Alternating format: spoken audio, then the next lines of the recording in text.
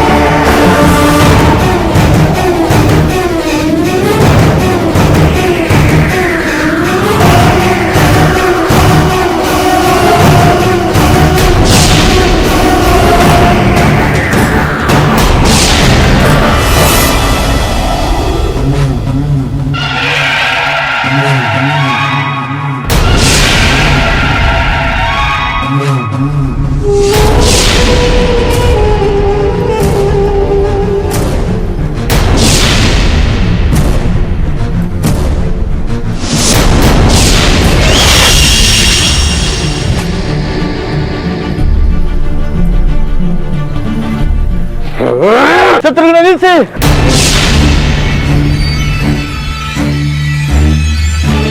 ಏನಾಯ್ತು?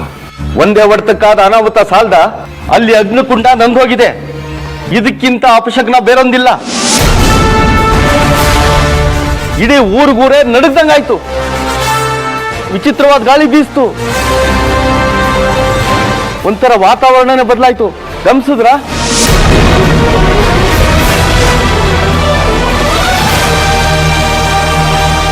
ಮತ್ತೆ ಅವಳ ಮೇಲೆ ಪ್ರಹಾರ ಮಾಡಿದ್ರೆ ನಿಶ್ಚಯವಾಗಿ ಅನಾಹುತಗಳಾಗೇ ಆಗುತ್ತೆ. ಶಾಸ್ತ್ರಿಗಳೇ, ಏನಿದು?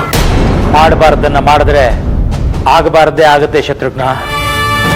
ನಮ್ಮ ಮಾತುಗಳನ್ನ ಧಿಕ್ಕರಿಸಿದ ಫಲ ಇದು. ಇದನ್ನ ನೀನು ಅನುಭವಿಸಲೇಬೇಕು, ಬೇರೆ ದಾರಿನೇ ಇಲ್ಲ.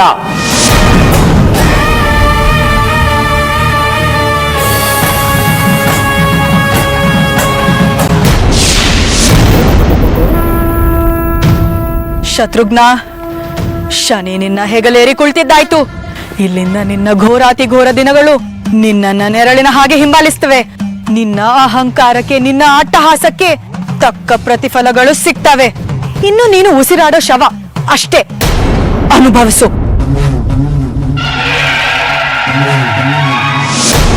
ಯಜಮಾನ್ರೆ, ಯಜಮಾನ್ರೆ, ಯಜಮಾನ್ರೆ, ದೇವಸ್ಥಾನದ ಗರ್ಭಡಿ ವಿಗ್ರಹಕ್ಕೆ ಏನಾಯ್ತು?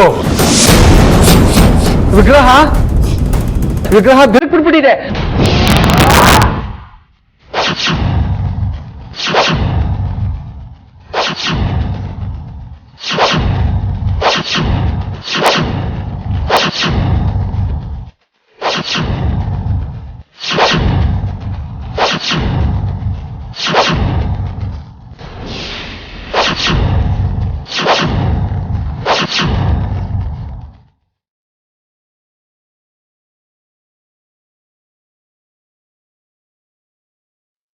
ವಿಗ್ರಹ ಸೀಳ್ಬಿಟ್ಟಿದೆ. ಹೇಗಾಯ್ತು ಅದು? ಗೊತ್ತಿಲ್ಲ ಯಜಮಾನ್ರೆ.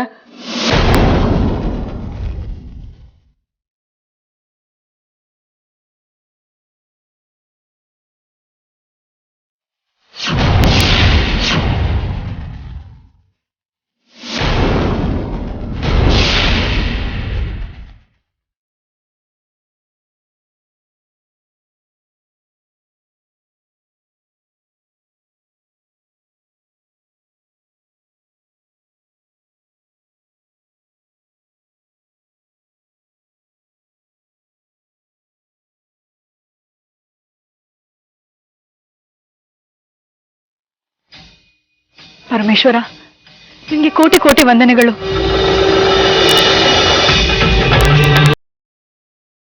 ಇನ್ನು ಅಮೃತ ಸುರಕ್ಷಿತವಾಗಿರ್ತಾಳೆ.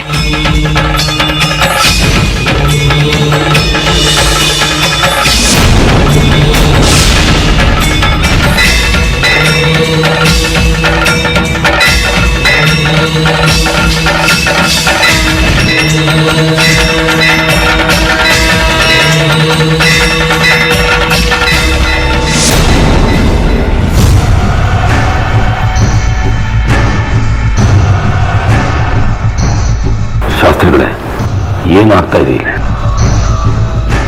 ಏನಾಗಬೇಕಾಗಿತ್ತು ಅದೇ ಆಗ್ತಾ ಇದೆ. ಇದ್ದಕ್ಕಿದ್ದಾಗೆ ಅಮೃತ ಮುಖದಲ್ಲಿ ಇಷ್ಟೊಂದು ಕಾಂತಿ ಹೇಗೆ ಬಂತು? ಅದೇ ಅವಳ ನೈಜ ರೂಪ. ಮುಂದೆ ಶತ್ರುಘ್ನನ ದುರ್ಗಳಿಗೆ ಈ ಕ್ಷಣದಿಂದ ಶುರುವಾಯಿತು. ಅವನನ್ನ ಯಾವ ದೇವರು ಕಾಪಾಡೋಕ್ಕಾಗೋದಿಲ್ಲ. ಏನ್ ಹಾಗೆ ನೋಡ್ತಾ ಇದ್ಯಾ? ನಿನ್ನಿಂದ ನಮ್ ಗರುಡ ದೇವರ ವಿಗ್ರಹ ಭಿನ್ನ ಆಗಿದೆ. ನೀವು ದೈವ ದ್ರೋಹಿಗಳು. ಇಲ್ಲ, ನಾವು ದೈವ ದ್ರೋಹಿಗಳಲ್ಲ. ಗರುಡ ದೇವರು ಭಿನ್ನ ಆಗೋದಿಕ್ಕೆ ನಿನ್ನ ಅಜ್ಞಾನ ಅಹಂಕಾರನೇ ಕಾರಣ. ಯಾವತ್ತು ನಮ್ ವಿಷ್ಣುಪುರಕ್ಕೆ ನೀವು ಕಾಲಿಟ್ರೋ ಆವತ್ತೇ ನಮ್ ವಿಷ್ಣುಪುರ ಹಾಳಾಗೋಯ್ತು. ನಿಮ್ಮ ಗರುಡ ದೇವರು ಭಿನ್ನ ಆಗೋದಕ್ಕೆ ನಾವಲ್ಲ ಕಾರಣ.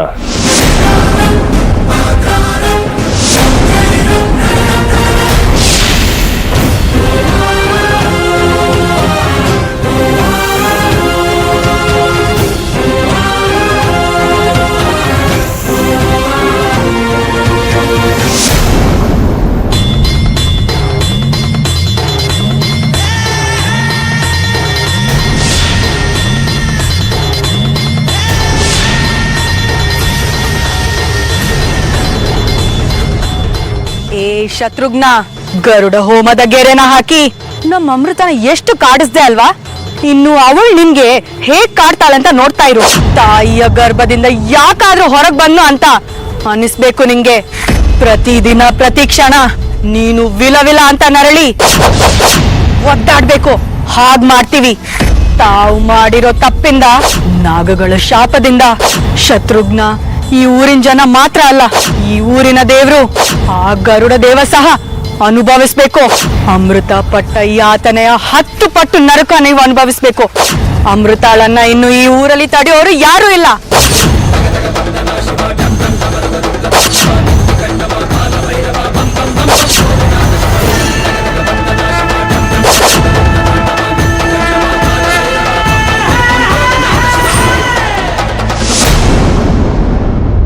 ನಿಮ್ಮ ಊರಿನ ಗರುಡ ವಿಗ್ರಹ ಯಾಕೆ ಬಿರುಕ್ಬಿಟ್ಟಿದೆ ಗೊತ್ತಾ? ಯಾಕೆ? ನಾನಾಗ್ಲಿ ಅಮೃತ ಅವರಾಗ್ಲಿ ನಾಗಗಳಲ್ಲ, ನಿಮ್ ಎಲ್ಲರ ಹಾಗೆ ಸಾಮಾನ್ಯ ಮನುಷ್ಯರು. ಹೋಮನ ಮಾಡಿ ನಮ್ಮನ್ನ ಆಹುತಿ ಕೊಡೋದಕ್ಕೆ ಪ್ರಯತ್ನ ಪಟ್ರಲ್ಲ, ಅದಕ್ಕೆ ಬಿರುಕು ಬಿಟ್ಟಿದ್ದು. ಇದನ್ನ ನಂಬೋದಕ್ಕೆ ನಾನ್ ಮೂರ್ಖ ಅಲ್ಲ. ನಿನ್ನಂತ ಅಜ್ಞಾನಿಗಳು, ಅಹಂಕಾರಿಗಳು ಯಾರ ಮಾತನ್ನು ನಂಬೋದಿಲ್ಲ. ನಿನ್ನ ಅಟ್ಟಹಾಸಕ್ಕೆ ತಕ್ಕ ಶಾಸ್ತಿನೇ ಆಗಿದೆ. ಏನಾಗಲಿ?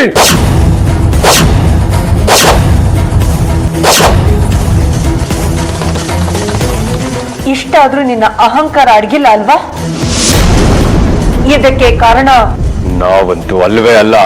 ಮತ್ತಿನ್ಯಾರು? ನೀನೇ.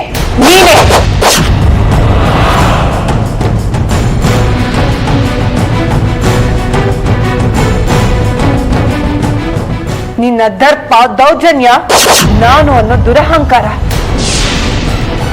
ನಾನು ಅಂತ ಮೆರೆದವ್ರು ಯಾರು ಮಹಾತ್ಮರಾಗಿಲ್ಲ, ಮಣ್ಣು ಪಾಲಾಗಿದ್ದಾರೆ.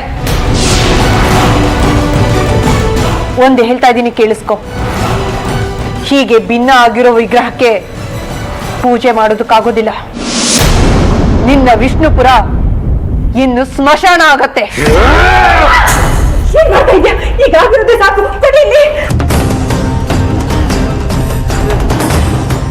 ಇಲ್ಲಿ ಒಂದು ಚಿಕ್ಕ ಜೀವರಾಶಿ ಕೂಡ ಬದುಕೋದಕ್ಕೆ ಸಾಧ್ಯ ಇಲ್ಲ.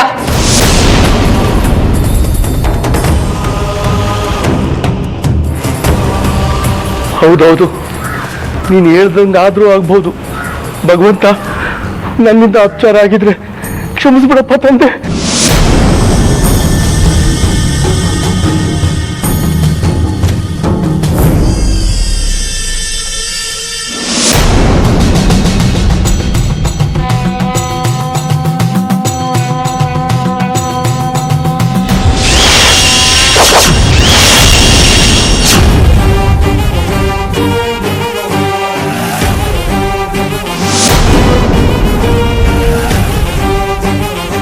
ಏಯ್ ಶತ್ರುಘ್ನ, ಭೈರವ, ನೀವು ಅಮೃತಾಳನ್ನ ಈ ಊರಿಂದ ಹೊರಗಡೆ ಕಳಿಸೋದಿಲ್ಲ ಅಂತ ಹಠ ಹಿಡಿದು ನಿಂತಿದ್ರಿ ಅಲ್ವಾ?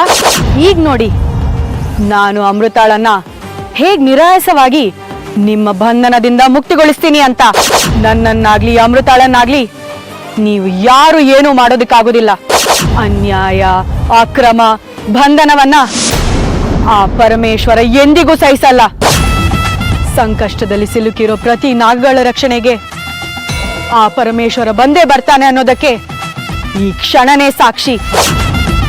ನಾಗಗಳ ಚಾಣಾಕ್ಷತೆಯ ಮುಂದೆ, ನಾಗಗಳ ತಂತ್ರಗಳ ಮುಂದೆ ಸಾಮಾನ್ಯ ಮನುಷ್ಯರ ಕುತಂತ್ರಗಳು ಧೂಳಿಪಟ ಆಗುತ್ತೆ ಅನ್ನೋದು ಮತ್ತೊಮ್ಮೆ ಈ ಮನುಷ್ಯರಿಗೆ ಅರ್ಥವಾಗ್ಲಿ.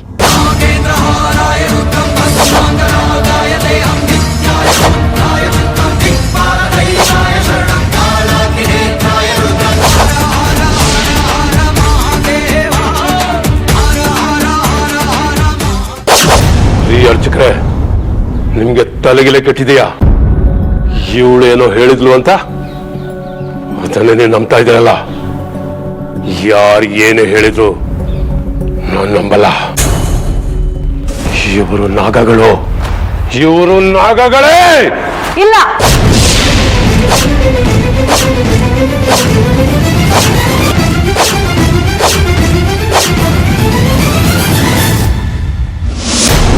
ನನ್ನ ಹಾಗೆ ನಿಮ್ಮ ಹಾಗೆ ಸಾಮಾನ್ಯ ಮನುಷ್ಯರು.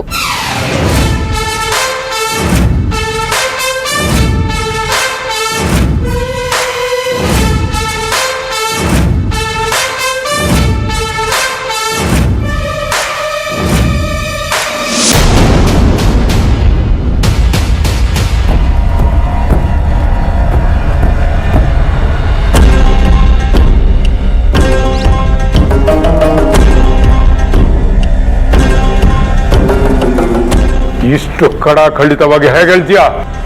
ಇವರು ನಂಗೆ ಗೊತ್ತಿರೋರು.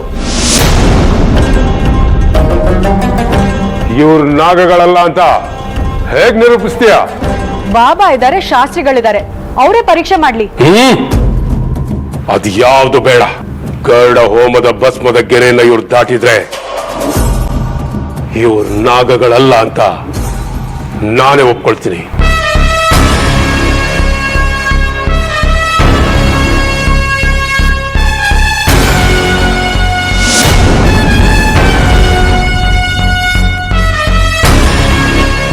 ಅಷ್ಟೇ ತಾನೆ, ಅವರು ಸುಲಭವಾಗಿ ದಾಟ್ತಾರೆ.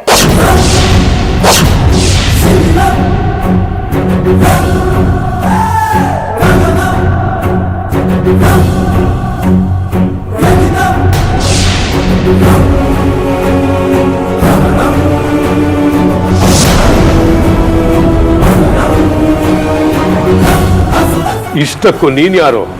ನಾನು ಗರುಡ ದೇವರ ಭಕ್ತೆ. ಯಾವ ಊರು? ಇದೇ ಊರು, ವಿಷ್ಣುಪುರ.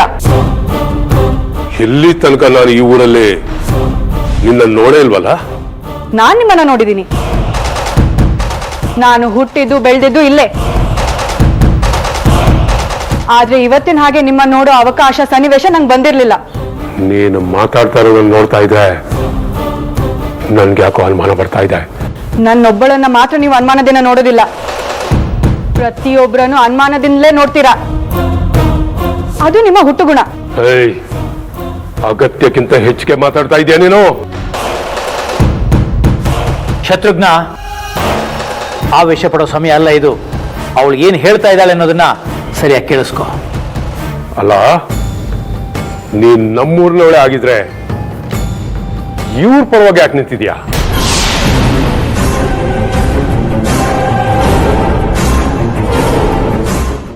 ನೀನ್ ನಮ್ಮೂರ್ನವಳೆ ಆಗಿದ್ರೆ ಇವ್ರ ಪರವಾಗಿ ಯಾಕೆ ನಿಂತಿದ್ಯಾ? ನಾನ್ ಯಾರ ಪರವಾಗಿಯೂ ನಿಂತಿಲ್ಲ. ನಾನು ನ್ಯಾಯದ ಪರವಾಗಿ ನಿಂತಿದ್ದೀನಿ. ಇವರಿಲ್ಲಿಂದ ತಪ್ಪಿಸ್ಕೊಳ್ಳೋದಕ್ಕೆ ಪ್ರಯತ್ನ ಪಟ್ಟಿದ್ದನ್ನ ನನ್ನ ಕಣ್ಣಾರೆ ನೋಡಿದ್ದೀನಿ. ನೀವು ಇವರನ್ನ ಕೂಡಾಕಿ ಹಿಂಸೆ ಕೊಡೋದನ್ನ ನನ್ನ ಕೈಲಿ ನೋಡೋದಕ್ಕಾಗ್ತಾ ಇರ್ಲಿಲ್ಲ. ಅದಕ್ಕೆ ಇವ್ರ ಪರವಾಗಿ ನಿಂತಿರೋದು.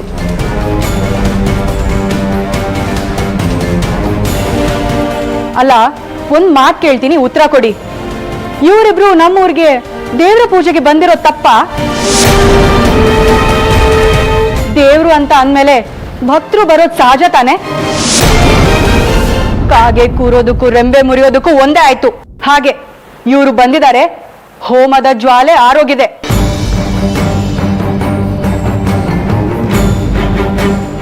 ಅಷ್ಟಕ್ಕೆ ಇವರೇ ಕಾರಣ ಅಂತ ತಪ್ಪು ಹೊರಿಸೋದು ಯಾವ ನ್ಯಾಯ ಹೇಳಿ? ಯಾಕೆ ಮಾತಾಡ್ತಾ ಇಲ್ಲ? ಮಾತಾಡಿ. ಸರಿ ಸರಿ, ಇನ್ನು ಎಷ್ಟು ಮಾತಾಡಿದ್ರು ಅಷ್ಟೇ. ಆ ಮಗು ಹೇಳಿದಾಗೆ ಅವರಿಬ್ರು ಆ ಗರುಡ ಹೋಮದ ಭಸ್ಮದ ಗೆರೆಯನ್ನು ದಾಟಿದ್ರು ಅಂತಾದ್ರೆ ಅವರಿಬ್ರು ನಾಗಗಳಲ್ಲ ಅನ್ನೋದನ್ನ ನಿರೂಪಿಸಿದಾಗತ್ತೆ. ಹೌದು, ಆ ಪರೀಕ್ಷೆನೂ ಆಗ ಹೋಗ್ಲಿ. ಅದಕ್ಕೂ ಮುಂಚೆ ನಾನು ಅಮೃತ ಜೊತೆ ಸ್ವಲ್ಪ ಮಾತಾಡ್ಬೇಕು. ಅದು ಸಾಧ್ಯ ಇಲ್ಲ. ಯಾಕೆ ಸಾಧ್ಯ ಇಲ್ಲ? ನೀನಲ್ಲೇನಾದ್ರೂ ಮಸಲತ್ ಮಾಡಿದ್ರೆ? ಏನ್ ಮಾಡೋಕ್ ಸಾಧ್ಯ ಇದೆ ಶತ್ರುಘ್ನ? ನೀನ್ ಕರ್ಕೊಂಡು ಹೋಗಮ್ಮ. ಹಾಗೆ ಅವಳ ಗಾಯಕ್ಕೂ ಸ್ವಲ್ಪ ಉಪಚಾರ ಮಾಡಿಬಿಡು. ಆಯ್ತು.